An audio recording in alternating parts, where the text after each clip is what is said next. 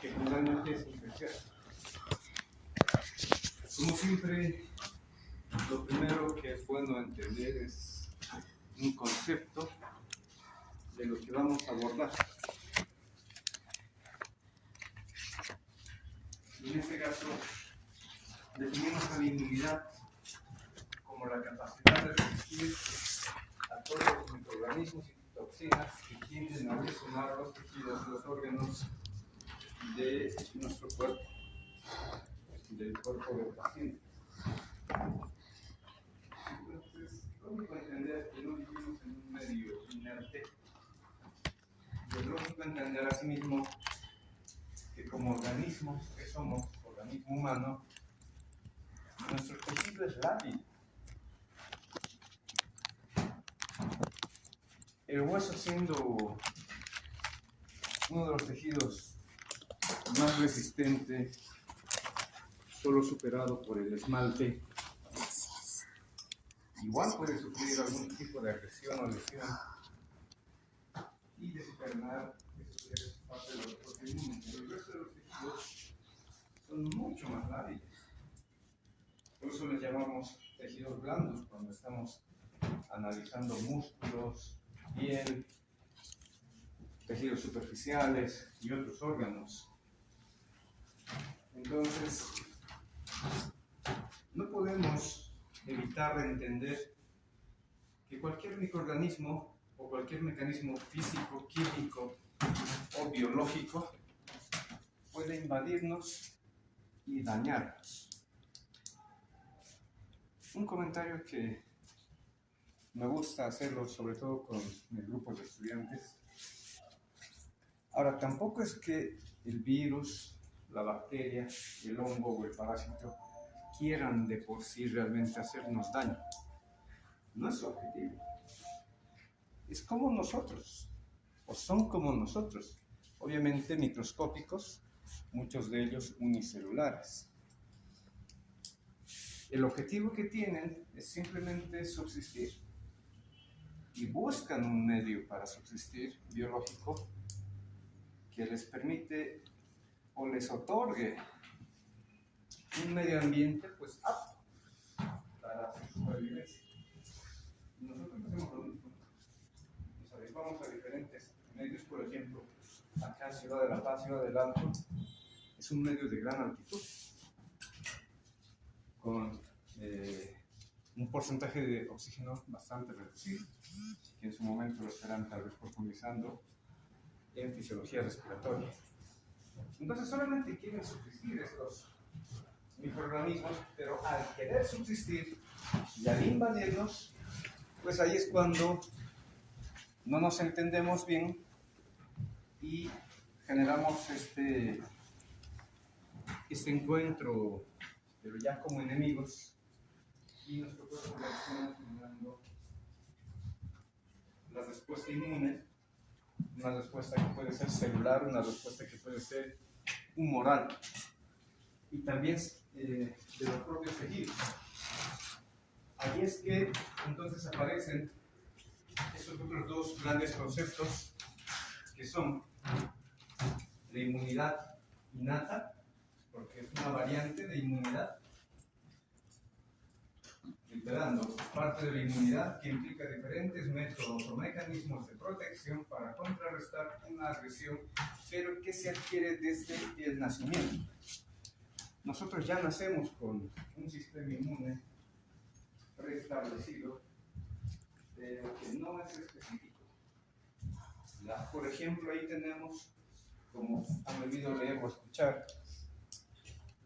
el primer sistema de protección que tenemos son todos los epitelios.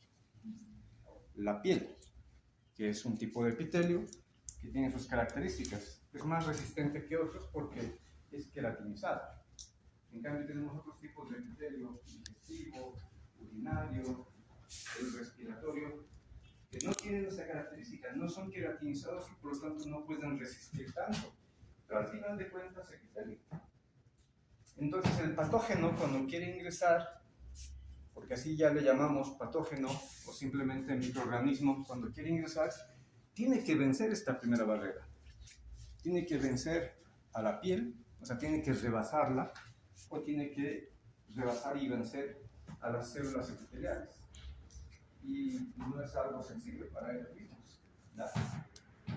Y ahí es cuando, una vez que los patógenos llegan a estos tejidos, a estos epitelios, pues empieza la respuesta inmune, pero como les digo, es inespecífico, es innato desde el nacimiento.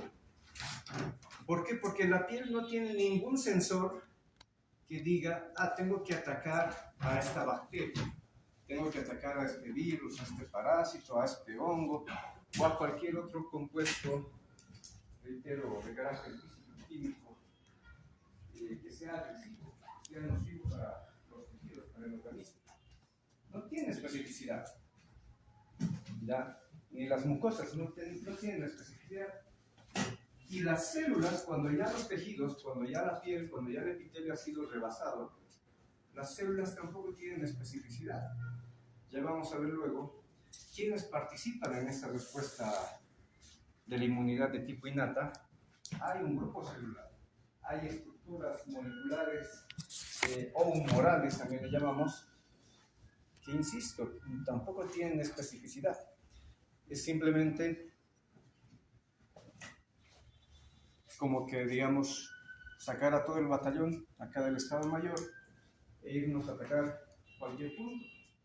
No estamos siendo específicos, a quién vamos a atacar, cómo vamos a atacarlo, ¿ya? Suponiendo que pudiéramos entrar en un evento bélico. Pero ¿qué pasaría si nos atacan? Bueno, es una suposición, por vía aérea. Tal vez solamente con la patrulla, con los soldados, con el regimiento, no va a ser suficiente. No hay especificidad.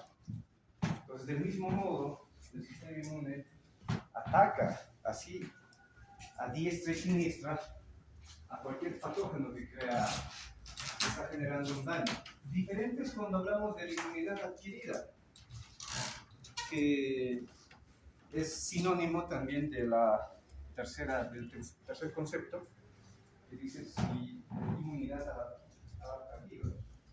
Porque en este caso la inmunidad adquirida, solamente un detallito, como dice ahí el concepto, es aquel tipo de inmunidad que aparece hasta que se produce contacto con el patógeno o con el compuesto. O sea que si nunca hubiéramos entrado en contacto, pues no generamos la inmunidad adquirida para ese patógeno, que al final se convierte después en inmunidad adaptativa. O sea, la misma inmunidad adquirida es básicamente la misma inmunidad adaptativa. El ejemplo tal vez más típico actualmente, que ya no es tan actual, ha sido el caso del COVID, unos años atrás. ¿Ya? Nuestro cuerpo no tenía las herramientas inmunológicas para contrarrestar al COVID. En teoría, nosotros mismos no lo conocíamos bien, no lo hemos entendido todavía, o no lo entendíamos todavía. O sea, cómo agrede, por qué agrede, y a qué tejidos puede agredir o puede dañar. No lo conocíamos. Pasó de repente, aunque hay la teoría, no quiero ser especulativo, hubo la teoría de que fueran patógenos prefabricados. Bueno, hay tantas cosas que se puede debatir. Pero al final de cuentas, la mayoría de la población no estaba preparada inmunológicamente hablando. ¿Qué tuvo que pasar? Tuvo que pasar que en esa primera oleada, cuando entraba el COVID a los diferentes países y al nuestro, lógicamente uno no sabía qué hacer, cómo responder.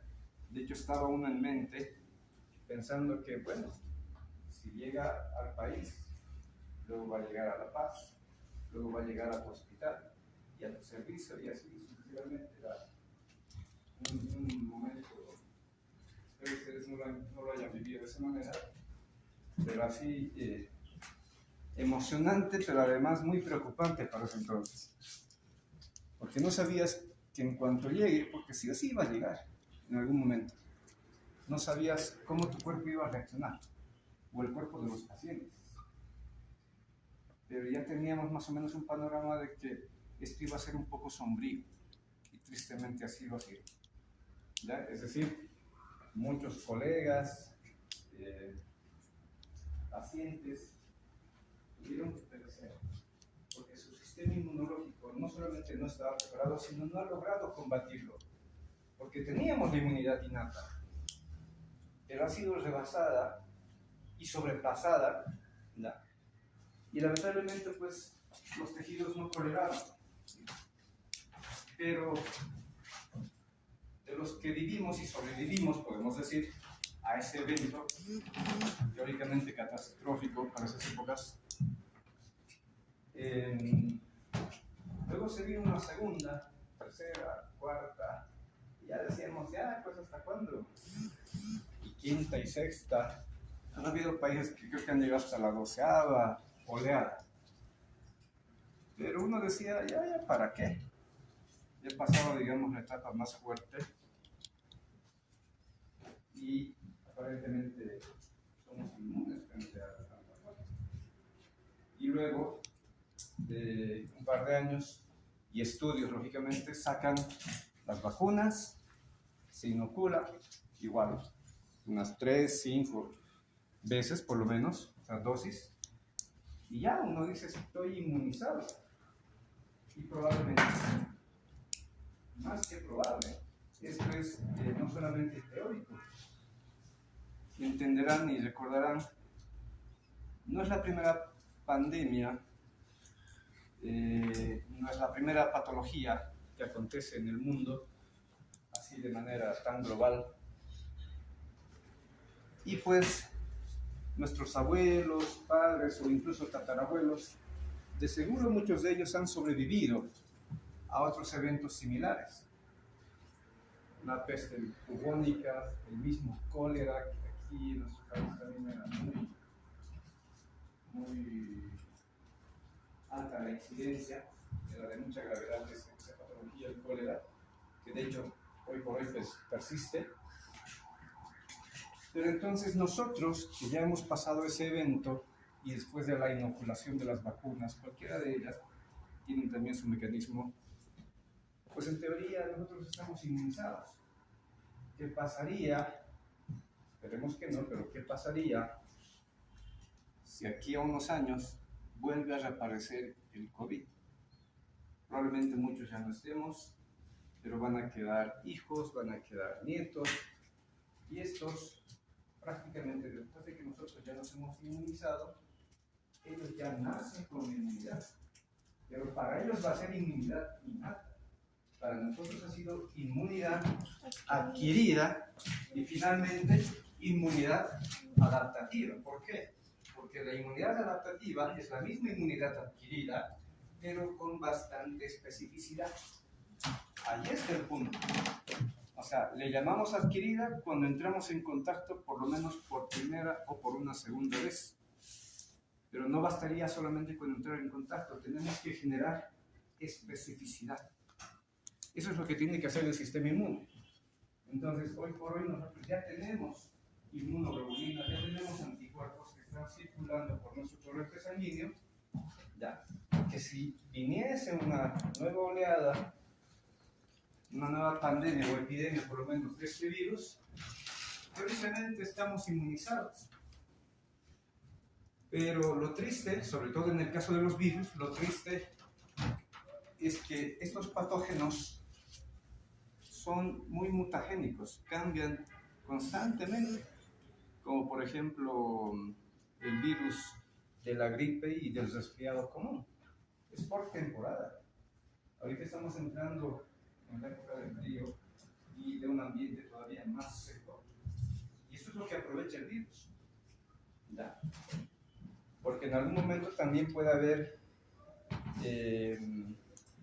invadido otra especie, qué sé yo, otro mamífero, vacas, cerdos, perros, gatos y otros, y ahí mismo tiende a mutar. Y una vez que salen de esos, de las otras especies, de estos otros organismos, ya salen mutados, y pues luego vienen y nos atacan a nosotros. Entonces, tenemos que entender esos conceptos respecto de inmunidad innata, inmunidad adquirida y la inmunidad adaptativa. En general, ¿qué es el sistema inmune? No es solamente las células, no es solamente los anticuerpos. O sea, me estoy refiriendo, al decir células, a los glóbulos blancos. No solamente son ellos, pero obviamente son primordiales. Pero es un conjunto de tejidos y órganos, ¿ya? Incluidos estas células, además de componente humoral, como dice allá, ¿ya? Entonces, es un conjunto de órganos, tejidos, células y otros componentes. Lo humoral nos referimos, por ejemplo, a los anticuerpos. Lo humoral nos estamos refiriendo a las citocinas, que son un sistema de comunicación que coadyuvan para justamente acelerar el proceso de la respuesta inmune, que sin ellas la respuesta inmune sería muy retardada, muy lenta. Todo con el objetivo de generar un mecanismo de defensa en el organismo humano. Cuando ya el patógeno ha logrado rebasar generalmente las primeras barreras y el epitelio. Esto no sé si está por demás, pero valga que lo mencionemos, que es el antígeno. Lo hablábamos en un tema de identificación sanguínea. Un antígeno es aquel compuesto o aquella parte o estructura de cualquier carácter biomolecular que puede ser, es decir, me refiero, puede ser proteico, puede ser un hidrato de carbono, puede ser un lípido, o finalmente puede ser una mezcla de estos, ¿ya? Una glucoproteína, una lipoproteína, entre otros. Entonces, este antígeno, ¿qué tiene de peculiar? Son moléculas extrañas, pero también pueden ser propias, que son reconocidas por el sistema inmunitario, tanto innato como adaptativo. Y lo peculiar de cualquier antígeno es que desencadena una respuesta inmune, lo decíamos en el tema de tipificación. Que si no desencadena respuesta inmune, pues no es un compuesto antigénico. No es un compuesto que despierte al sistema inmune, ni innato ni adquirido o adaptativo. Junto con ellos, junto con el antígeno, está un anticuerpo, que igual que lo habíamos mencionado en el tema de grupos sanguíneos, son moléculas de tipo proteicas producidas por los linfocitos B, cuando están activos, codificados por genes que se reordenan en el desarrollo de las mismas. Lo bueno de los anticuerpos es que, muy parecido al tema de la replicación viral, podemos mutarlos. Y de ahí es que viene la especificidad. Entonces, un anticuerpo se fabrica específicamente para algún sustrato o producto antigénico específico y que puede durar mucho tiempo en circulación, ¿ya? Por eso es que realizamos la inmunización mediante las vacunas, porque lo que estamos haciendo cuando nos vacunamos es inocular un sustrato antigénico. A veces el virus mismo, a veces la bacteria misma, o sea, entera, lo inoculamos. O dicho de otro modo, a veces también en las vacunas vienen solamente una pequeña parte, un pequeño segmento antigénico. Eso nos inocula, el sistema inmune lo ve, lo reconoce e inmediatamente desencadena todas las herramientas dentro de lo que es la respuesta inmunitaria, formando específicamente anticuerpos contra ese sustrato.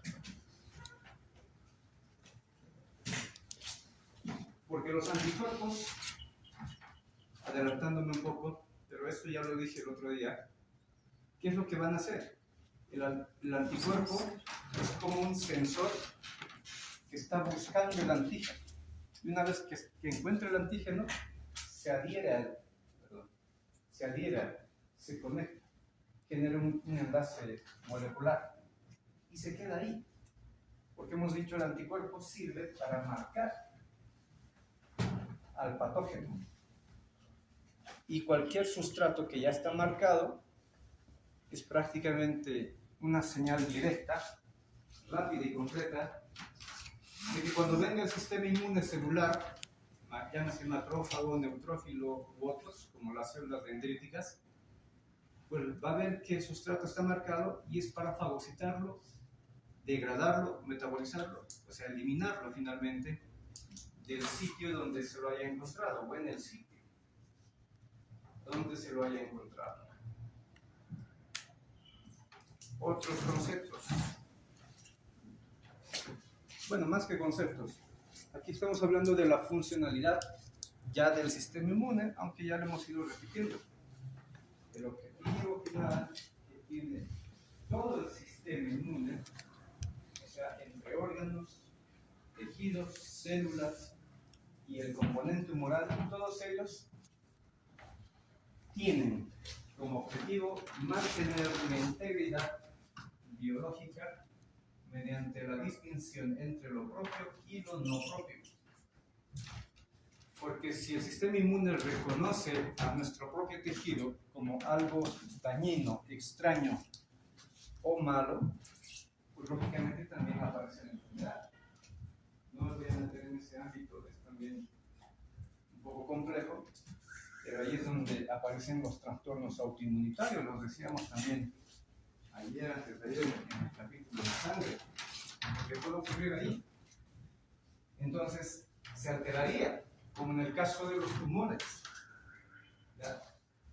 Un proceso neoplásico implica algún defecto en la célula que hace que esta célula o este tipo de tejido empiece a replicar, pero indiscriminadamente. A veces muy rápido y a veces lento. Pero lo malo de esta hiperreplicación que ocurre en ese tejido es que puede producir algún producto alterando la homeostasis y fisiología normal del tejido, del órgano y por ende de todo el cuerpo. Entonces el cuerpo va, mejor dicho, el sistema inmune va y le dice: ¿qué pasó aquí? ¿Por qué te estás replicando tanto? ¿O por qué estás produciendo tanto, qué sé yo, de tal hormona, de tal neurotransmisor o tal factor químico? ¿Por qué lo estás haciendo? Obviamente la célula tumoral no sabe cómo responder y simplemente el sistema inmune lo ataca con el objetivo de contrarrestarlo. Pero lamentablemente hay muchos procesos neoplásicos que son difíciles de contrarrestarlos. ¿Ya? Su proceso de replicación, de multiplicación, es más rápido, es más agresivo, que el propio sistema inmune se ve rebasado y no sabe más qué hacer. Y ahí es que luego ocurre no solamente el crecimiento del tumor, sino que deviene la metástasis, porque ya el sistema inmune ha sido rebasado, se rompe. Por ejemplo, el tema de respuesta inmune contra los tumores, se dice que se rompe la vigilancia inmunológica. O en sí, esto de la vigilancia inmunológica también se puede romper cuando el propio sistema inmune es el que tiene el defecto. Porque el sistema inmune tiene por objetivo, repito, mantener un equilibrio, una homeostasis, de que todo marche bien, todo esté bien en el organismo. Pero si se rompe este equilibrio y el sistema inmune no logra defender al cuerpo humano porque tiene el defecto, pues está rompiendo su vigilancia inmunológica, entendiendo como vigilancia inmunológica a la capacidad fisiológica de las células del sistema inmune para patrullar los tejidos dentro de la circulación y también mediada por moléculas de adhesión como las celestinas y las integrinas. Porque sí, con la sangre, les explicaba el otro día, dentro del flujo laminar que tenemos, los leucocitos están al medio, al centro. Los que estuvieron en la clase me entenderán un poco mejor. Entonces el flujo laminar tiene capas concéntricas de plasma y elementos por mes y los solutos. Entonces, si este fuera, digamos, un vaso sanguíneo, el leucócito, casualmente estamos de blanco, tiene que ir por el medio, junto con los solutos dentro del plasma, suspendidos en plasma. En cambio, los glóbulos rojos, que son más abundantes, lógicamente, están en esta parte periférica, pero no contactan con las paredes. Entonces, todos vamos armónicamente. Entonces, estamos haciendo vigilar, estamos haciendo el patrullaje. Porque ni bien nos requieran en algún punto específico, ahí es donde tiene que acudir, sobre todo el componente celular.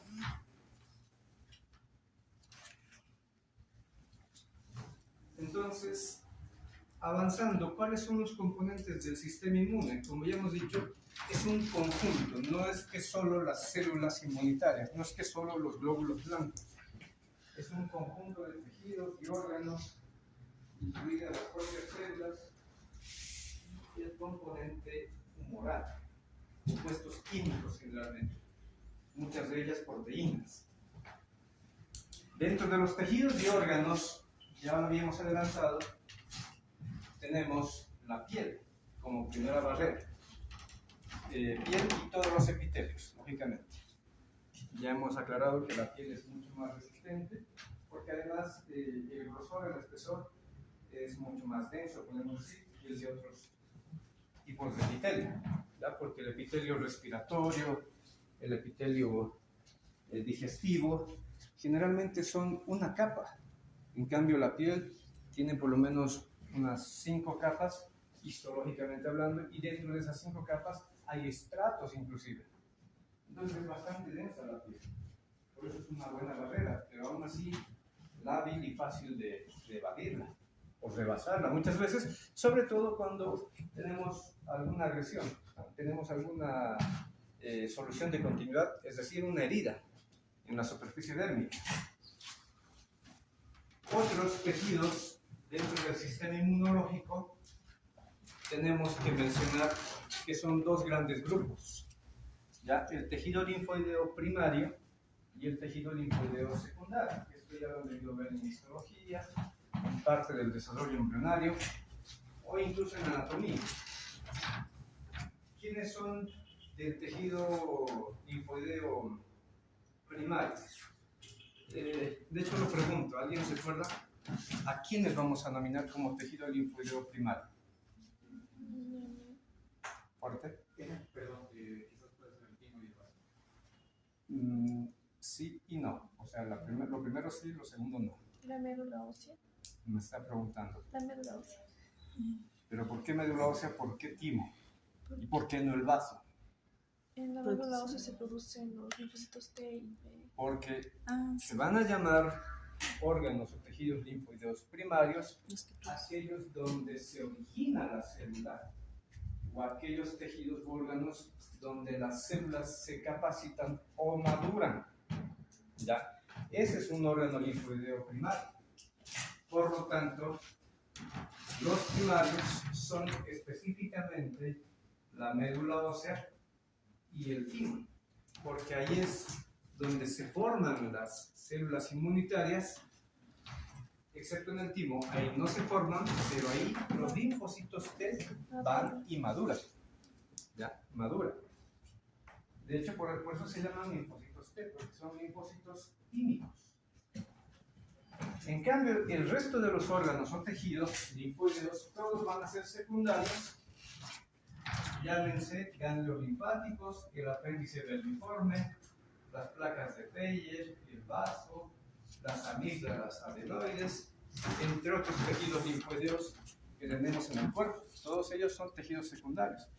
¿Por qué? Lógicamente lo opuesto. Porque en esos tejidos, en esos órganos, no desarrollan, o sea, no se forman células inmunitarias, leucocitos, pero tampoco maduran. Entonces, ¿para qué sirven? Simplemente son puntos de asiento del sistema inmune. Ahí están listos, esperando alguna señal para ir a contrarrestar algún proceso infeccioso, de patógenos virales, bacterianos, fúngicos o parasitarios. Cualquiera de ellos, entonces esperan ahí.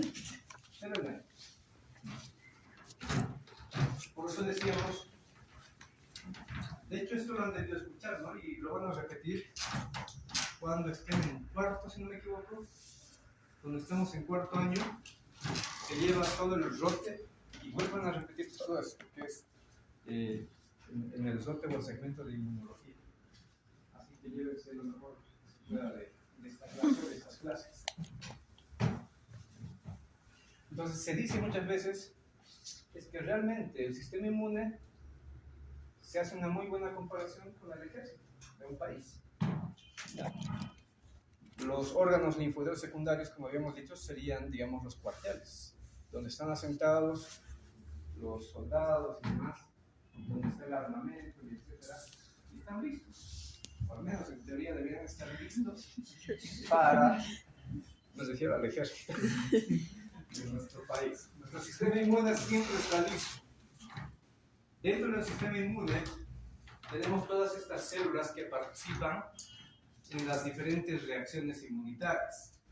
Los mastocitos, las células NK o natural killer, los basófilos, los neutrófilos, los monocitos, los linfocitos B, linfocitos T, el macrófago, las células dendríticas y los eosinófilos. Son todas las variantes celulares que coadyuvan y participan en la respuesta inmunitaria. Lógicamente hay que separarlos. No todos son de la respuesta innata y no todos son de la respuesta adaptativa. A ver, para adelantarme un poco, los de la respuesta innata, generalmente un macrófago y por ende un monocito, neutrófilos, natural killer y en algún caso células mastocíticas. También, ya dije monocitos. Basófilos y eosinófilos son muy peculiares, pero también son innatos, Los específicos serían linfocitos T, linfocitos B, junto con células dendríticas, aunque algunos innatos, o sea, algunas células del sistema innato, también coadyuvan y colaboran con el sistema adaptativo o adquirido. Por ejemplo, los macrófagos y las células dendríticas tienen que ayudar y activar a los linfocitos. Bueno, ellos en particular. Bueno, vamos a abordar ahora justamente, habiendo recordado cuáles son los componentes celulares del sistema inmune, vamos a abordar cada uno de ellos, de cómo es que actúa dentro del sistema inmune, qué tipo de respuesta o mecanismos puede generar. Sencillito. ¿Qué dice? Recuerden que el sistema inmune, o sea, los glóbulos blancos se dividen a sí mismo en dos grandes grupos, aparte de lo que ya hemos dicho. Algunos son de respuesta innata y los otros son de respuesta adaptativa. Aparte de eso, recuerden que histológicamente se dividen en los linfocitos granulares y los no granulares. ¿Ya? Bueno, ahí especifica en la diapositiva y nos dice y además por su origen tenemos solamente dos grandes linajes: el linaje mieloide, ¿ya?, que es para la mayoría, y el linaje linfoideo, que son la minoría. O sea, el del linaje mieloide generalmente son los que van a generar la respuesta innata. En cambio, los del linaje linfoide son los que van a trabajar en la respuesta adaptativa. Entonces, los neutrófilos, de hecho, serían los más relevantes dentro de la respuesta inmunitaria, son del linaje mieloide, son granulados, y esto es importante, o sea, porque no es solamente mencionar que sean o no sean granulados, es que algo debe tener de relevante ese gránulo, ¿ya? Y por eso es que se los divide y se los separa en esos dos grandes grupos. Además, los neutrófilos son fagocitos, tienen capacidad de, vamos a decirlo así, envolver y capturar al microorganismo, al sustrato, adentrarlo a su citoplasma, ¿ya?, y eliminarlo dentro de la célula. Tienen esa capacidad, aunque no es tan alta como la de los macrófagos, que son más grandes. Son de función neutral participan en la fase aguda, o sea, generalmente son los primeros que responden durante un evento o un proceso infeccioso, pero estamos aclarando, generalmente responden mejor frente a agresiones bacterianas. Responden mejor frente a agresiones bacterianas. ¿Por qué se llaman neutrófilos? Porque su tinción, que es la llamada tinción universal, es neutra. No olviden que la tinción universal tiene dos componentes, la hematoxilina y la eosina. Uno es básico y el otro es ácido. Entonces se ha visto que esta célula no tiene ninguna predominancia. O sea, no es tan violeta y no es tan rosado. Se queda en un punto intermedio. Por eso se denomina como neutrófilo, por su apetencia tintorial. Y los gránulos que tiene, estos pequeños gránulos, son en parte lo relevante, porque contienen proteasas. Entonces, cuando atacan a un patógeno, generalmente bacteriano, reitero, liberan estos gránulos, liberan estas proteasas, y como su nombre indica, estas enzimas van a ir a degradar a esos componentes proteicos. Llámese elastina, llámese colágeno. Van a ir a degradarlo. ¿Dónde está el defecto? ¿Cuál creen que puede ser el defecto de esta célula y de estos gránulos y sus enzimas?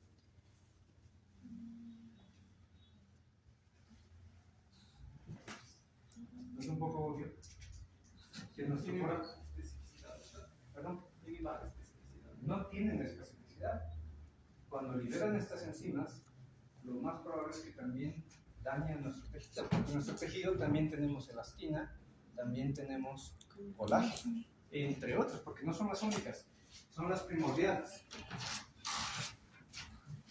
Otros datos de los neutrófilos, su valor relativo, es decir, del total de leucocitos, que de una vez se los menciono, los parámetros que manejamos aquí en La Paz y en Bolivia en realidad son de 5.000 a 10.000 leucocitos por milímetro cúbico.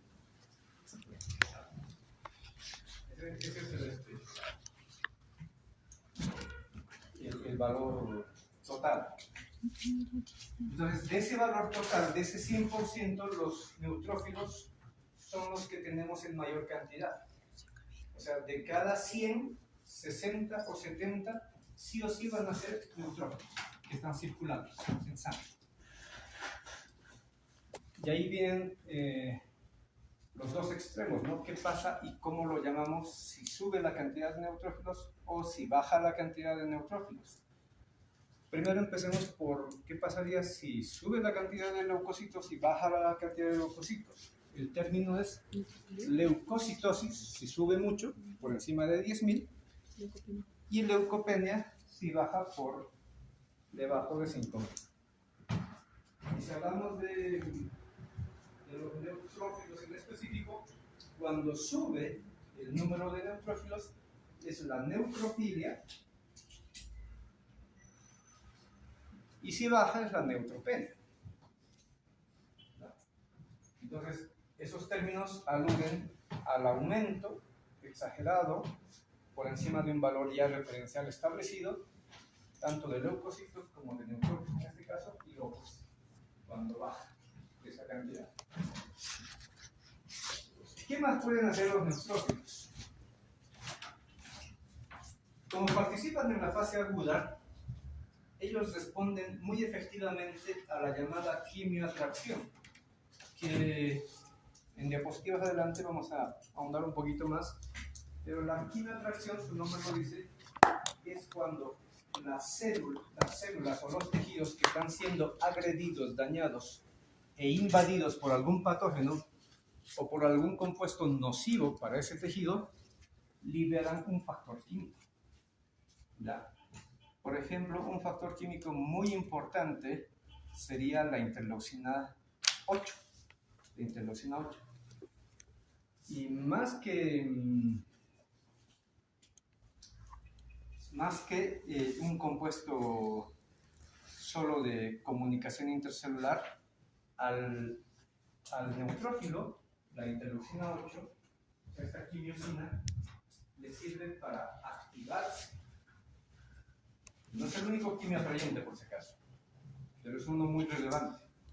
Entonces se libera ese factor interleucínico número 8 y el neutrófilo tiene un receptor para quimiosinas. Aquí está, en el esquema que se lo está viendo, tenemos el receptor para interleucina 8. Entonces llega la interleucina 8 y la célula ni siquiera estaba activa, ni siquiera estaba preparada. Recién saca su arsenal, es decir, aumenta la cantidad de gránulos y otros componentes, incluso va a tener que cambiar la estructura conformacional celular, o sea, tiene que cambiar su citoesqueleto, porque creo que es obvio pensar, ¿dónde está el neutrófilo? Parte, ¿qué miedo? No, ¿dónde está el neutrófilo? Es la pregunta. No. Sangre. Está en la sangre. Y el tejido dañado o agredido está en algún punto del organismo. Entonces, ¿qué tiene que hacer este glóbulo blanco, este leucocito, este neutrófilo, para llegar a ese punto? Tiene que salir del torrente sanguíneo. Y así, con la estructura generalmente circular que tiene, no puede salir. Tiene que deformarse, ¿ya? Tiene que tener esa fragilidad y esa capacidad de incluso hacerse muy delgado para salir por algún punto en específico, salvo que haya, digamos, sangrado, salvo que haya habido ya una lesión a un vaso sanguíneo. Eso le favorece al leucocito, no solo a él, a cualquier leucocito le favorece, ¿ya? Pero cuando no hay un mecanismo de daño así directo a un vaso sanguíneo, no hay hemorragia, el leucocito tiene que cambiar su estructura celular, ¿ya? De lo circular que es, se va a deformar. Pero no quiero adelantar, eso lo vamos a ver posteriormente, porque vamos a hablar, la última parte del tema es inflamación. Entonces ahí les voy a explicar un poco qué es lo que sucede. Y además de producir estos compuestos, las proteasas también pueden producir ROS. ¿Qué son las ROS? Especies reactivas del oxígeno. Son compuestos hiperoxigenados que de hecho matan a cualquier patógeno. Pero otra vez, lo malo es que estos compuestos también hiperoxigenados, como el peróxido de hidrógeno, el radical oxígeno y otros, lo malo es que también son dañinos para nuestro tejido, para nuestro cuerpo, para nuestras células. Entonces, donde se genere el encuentro y la batalla campal cuerpo a cuerpo entre patógeno y neutrófilo, tristemente, y el circundante que no estaba involucrado y que no estaba siendo agredido, probablemente va a sufrir las consecuencias de todos esos cambios moleculares. Van a tener que sufrir. Cuando ya son activos los neutrófilos, les decía, como están en el torrente sanguíneo, y además hemos aclarado, el leucocito está prácticamente en el centro de la circulación. Entonces tiene que entrar en contacto con la pared vascular, buscar un punto donde haya una apertura, una ventana, y salir por ahí. Pero generalmente esas ventanas son muy estrechas. Entonces empieza a generar mecanismos de amebación, también se llama, o diapéresis. O sea, se deforma su citoesqueleto, como decíamos, y empieza a salir brazo por brazo, lentamente, no es rápido. Para eso tiene que, además, tener algo similar que hemos visto, no, en realidad hace un instante lo habíamos mencionado, tiene que tener un sistema de agarre y fijación para poder salir más rápido. Y aquí lo decíamos en uno de los conceptos. A ver, rapidito, si me responde esto. Acá. Estas proteínas son las que le ayudan a poder salir.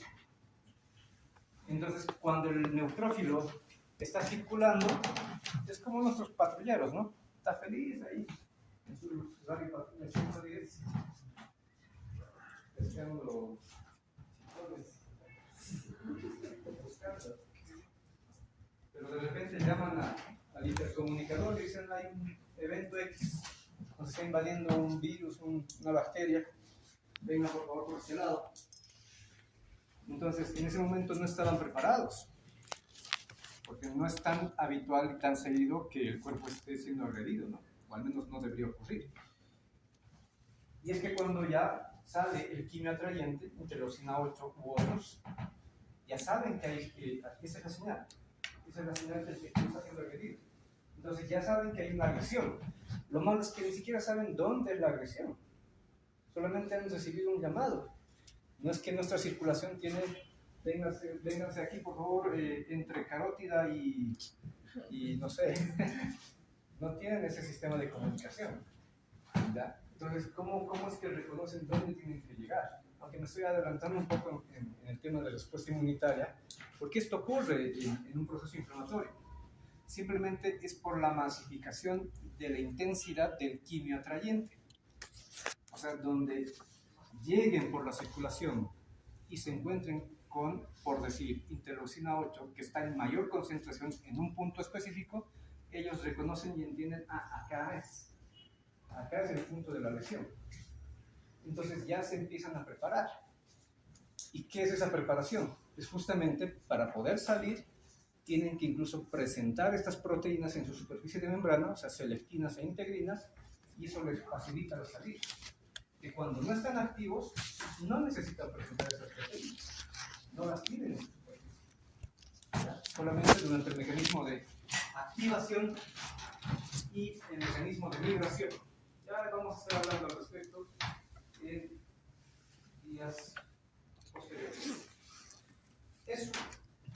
Y por último, como les decía, sobre todo responden mejor frente a infecciones bacterianas. Ya por eso cuando vemos, agarramos un hemograma y el hemograma nos reporta número de leucocitos, valor relativo y valor total de neutrófilos, de eosinófilos, basófilos, linfocitos, etc. Ahí tenemos que ver. Estar dentro del rango corresponde al 60-70% de lo normal que debería ser.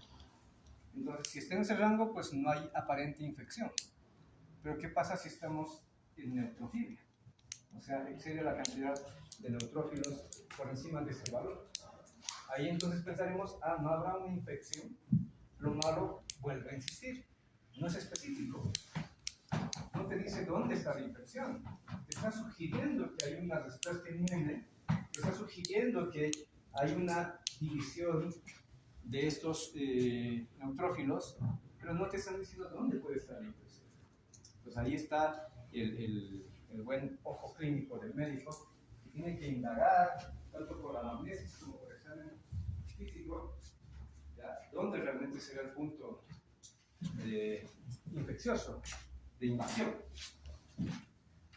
Además, un neutrófilo, y eso también nos va a ayudar a entender los siguientes acápites, tiene otros tipos de receptores. Por ejemplo, tiene receptores de tipo TOL que son fundamentales para detectar sin necesidad de un quimio atrayente. Por decir, hay una invasión de una bacteria X, generalmente gram negativa, pero el tejido todavía no ha sido agredido. Entonces, si un tejido no es agredido, no manda la señal. Entonces, el neutrófilo, ¿cómo sabe que ese tejido probablemente va a ser agredido? ¿O cómo sabe que realmente hay un patógeno que esté en circulación? Que muchos de ellos pueden estar en circulación. Entonces, tiene receptores ya prediseñados, como los receptores de tipo TOL, ya que detectan la presencia específica de algún antígeno, generalmente bacteriano, que son los lipopolisacáridos de las bacterias. Entonces, si una bacteria en su estructura de pared celular tiene el lipopolisacárido, fácilmente el neutrófilo se acerca a este, conectan entre el lipopolisacárido y el receptor de tipo TOL, reconoce que es extraño, eso es ya definido, eso ya es genético, y pues lo ataca y lo elimina, si es que está en su posibilidad. Obviamente, y asimismo, al activarse, liberará factores intercitocínicos o intercelulares para llamar a más neutrófilos o a otros componentes. Entonces, no solamente es esa la manera en que se activa, o sea, no solamente es con el quimio atrayente, también se puede activar por la presencia de las inmunoglobulinas. Si ya hay una inmunoglobulina específica para algún patógeno y como ellas están circulando junto con los leucocitos en sangre, en plasma, pues fácilmente la inmunoglobulina se puede acoplar al receptor de inmunoglobulina y desencadena la activación del neutrófilo, del leucocito, y por ende después su consecuente actuación como tal. ¿Ya? Es decir, ya se va a preparar. No sabe dónde está la agresión, no sabe por qué la inmunoglobulina estuvo ahí, pero por lo menos ya va a estar listo para cuando si llega al punto de la agresión o de la invasión, pues le sea más fácil y más rápido actuar. Bueno, son las 9:07 u 8. No sé si tienen su otra materia. Tal vez sí, tal vez no. ¿Qué dicen? Bioquímica no hay hoy, doctor. ¿No hay? Bioquímica no. La clase que es siguiente. Claro.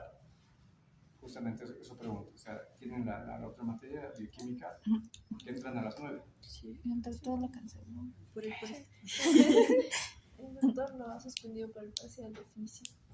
Ah, qué bueno. Considerado. Nosotros no. Es que no podemos. ¿Me permiten que siga unos 5 minutos más o algo para hacer avance? ¿Ya? Pasamos entonces a otro componente celular, por lo menos unos 2 más, de los que participan en la respuesta inmunitaria. Pero como ya hemos dicho, los neutrófilos son fundamentales, muy primordiales, sobre todo en eventos de invasión por bacterias. Otro grupo leucocitario son los eosinófilos, es relativamente parecido al anterior, son de la línea mieloide, son granulados y se denominan así eosinófilos porque su apetencia tintorial es por la eosina, ¿ya? Que es ácida. Entonces, por eso se tiñen de un tipo de color. También tienen gránulos y estos gránulos pueden tener proteína básica principal, proteína catiónica de eosinófilos, peroxidasas, neurotoxinas eosinofílicas, entre otros.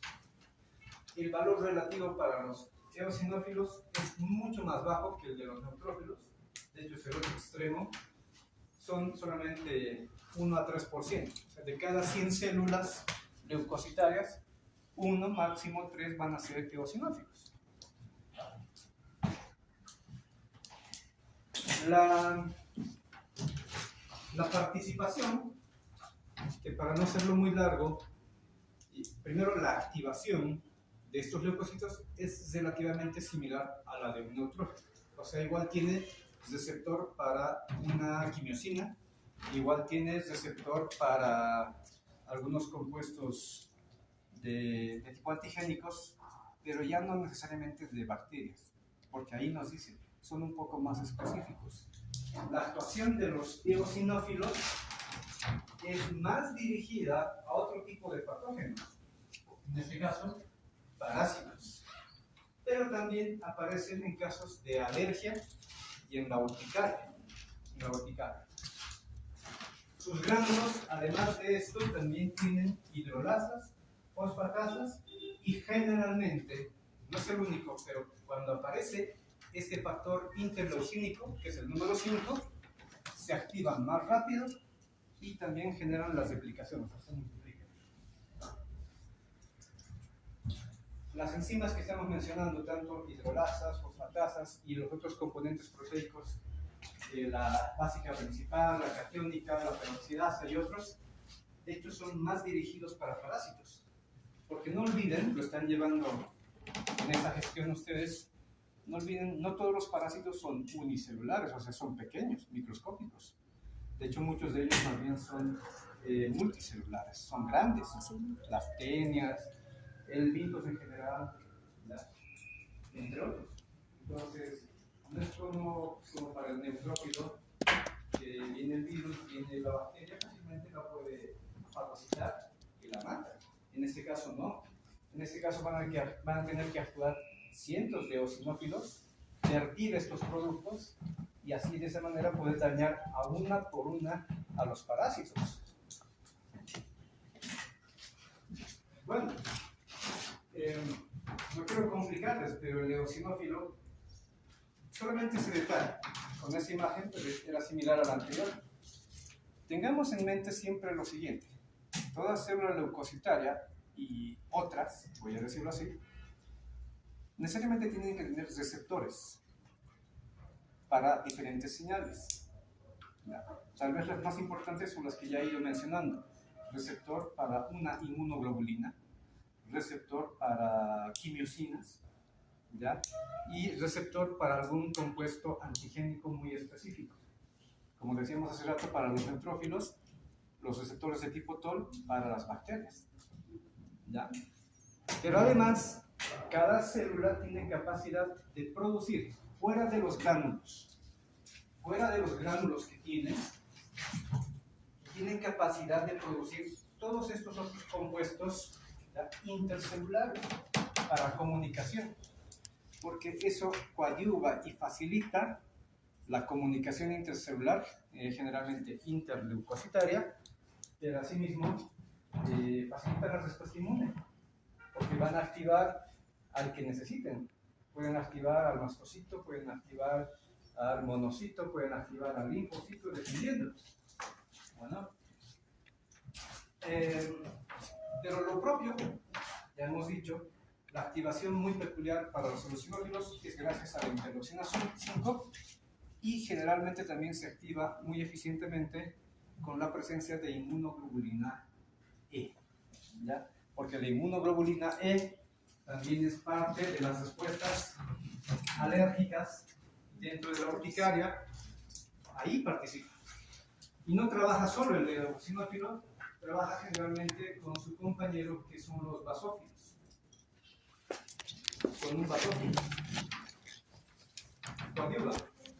Entonces, esta otra variedad de leucocito, el basófilo, creo que entenderán por qué se le llama basófilo, que es otra célula leucocitaria también de linaje mieloide, granulado, y su función es básica. La competencia es más por la hematoxilina que por la eosina, entonces por eso le llamamos basófilo. Y lo peculiar que tienen estas células es que producen histamina, heparina, mieloperoxidasa, hexonucleasas y participan en estas respuestas, generalmente urticaria, asma, rinitis, que son un tipo de patologías de tipo alérgicas. ¿No? O sea, el asma, si alguien no lo sabe, es una alergia. La característica del asma, lamentablemente, es que no es cualquier tipo de alergia, es una respuesta alérgica de la vía respiratoria, lamentablemente muy exagerada. Ahí está la desventaja del asma. O sea, no es como cualquier otra alergia que te comes algo o te inoculan algo y de repente te aparecen un par de ronchas y ahí muere, ahí acaba. No, el asma es más complicado, es muy específico de la vía respiratoria, ¿ya? Y aquí es donde participan tanto eosinófilos, mastocitos, ¿ya? Linfocitos, pero cuando producen inmunoglobulina E, entonces es un ciclo que en otro momento estarán revisando. Y su valor relativo para los basófilos es mucho más bajo que el de los propios eosinófilos, solamente de 0,5 a un 1%. Vuelvo a insistir, toda célula, en este caso leucocitaria, tiene receptores específicos para diferentes componentes intercelulares o compuestos. Otra vez, en este caso para el basófilo, igual tiene receptor para una quimiosina, tiene receptor igual que el eosinófilo, receptores para inmunoglobulina E, ¿ya? Y para otros compuestos que pueden reconocer a los patógenos como tal. Es decir, también pueden tener, por si acaso, receptores de tipo TOL. Tienen. Y cuando liberan sus compuestos, ahí tenemos la histamina, proteasas, otros factores quimioatrayentes, o pueden desencadenar la formación de productos del ácido araquidónico. Algo quería decirles. Histamina es, para empezar, un vasodilatador. Y por eso es que cuando hay una alergia, la roncha, ¿ya? Generalmente se torna voluminoso por un lado y rojizo y muy, ¿cómo se diría? Una sensación muy, Molestos. no es tan desagradable, pero muy incómoda del picor, ¿ya? El prurito. El prurito. La gravedad es cuando se complica, porque ese aumento de volumen es edema. Generalmente está promovido por la histamina, junto con otros factores vasodilatadores. Entonces, por eso aparece y el enrojecimiento, ya hemos dicho.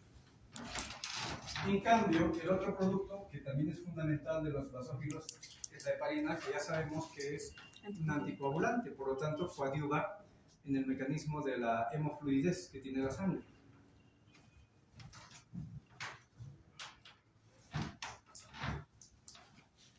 Yo creo que podemos cerrar con esta última célula, hay más lógicamente. Los mastocitos o células cebadas, de hecho son parecidas a las anteriores, o sea, coadyuvan con las anteriores también. Son células del sistema inmune que son intermediarias, porque estas ya no están generalmente en el torrente sanguíneo, sino más bien ya pueden estar asentadas en algún punto específico de algún tejido. Generalmente tejidos superficiales, es decir, dermis, en el subepitelio de las mucosas, ahí es donde se asientan los mastocitos. No son en un gran número, repito, no están en el torrente sanguíneo, por lo tanto no hay una cuantificación precisa de cuántos pudiéramos tener. Bueno,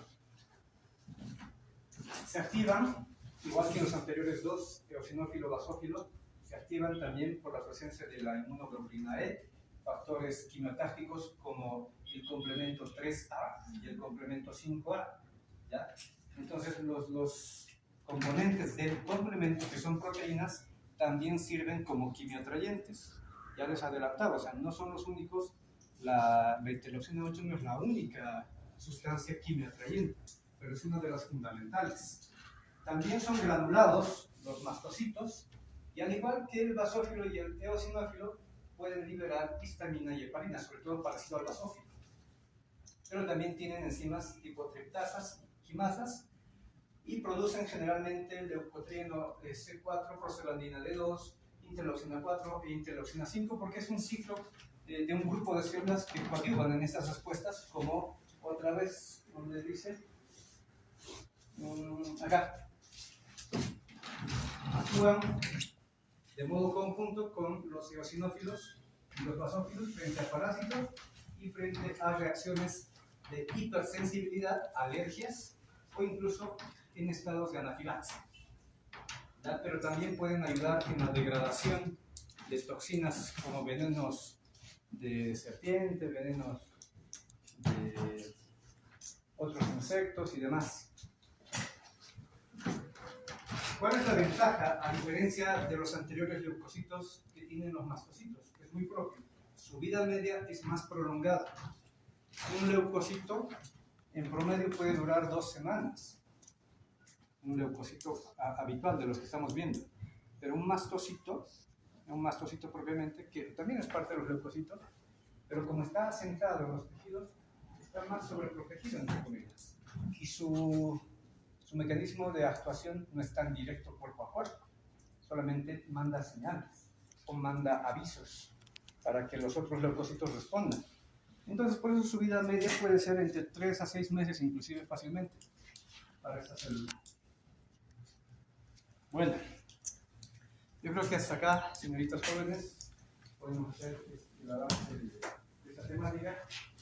Les repito y les solicito, por favor, nos acompañen el día lunes y martes, es donde vamos a continuar y concluir con la temática. Muchas gracias.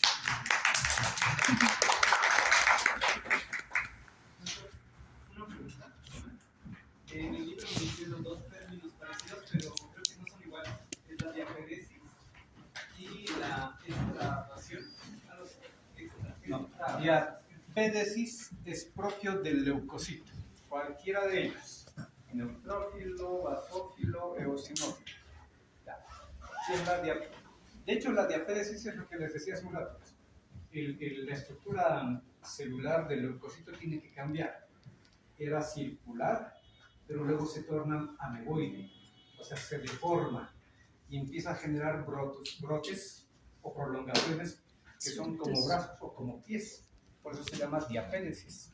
¿Ya? Es un mecanismo, no puedo hacerlo acá, así, es un mecanismo como que le facilita la salida, si es que fuera el vaso sanguíneo, el leucocito se agarra mediante las proteínas integrinas y selectivinas que les decía, que lo vamos a ver luego, se agarra y empieza a brotar brazo por brazo hasta poder salir al otro lado, o sea, hacia el espacio perivascular, donde está el sitio de la agresión. Esa es la diapéresis. Y todo el proceso se llama la transmigración. Ahora, otra cosa es lo que estaba diciendo, la extravasación o transsudación es la salida de algo. En este caso, generalmente sale plasma, pero pueden salir lógicamente solutos, o cuando ya salen muchos compuestos, ya no es transsudación, sino es un proceso exudativo, la exudación. ¿Listo? Eso lo vamos a ver justamente en el último segmento del tema, que es respuesta inflamatoria. Listo, muchas gracias nuevamente.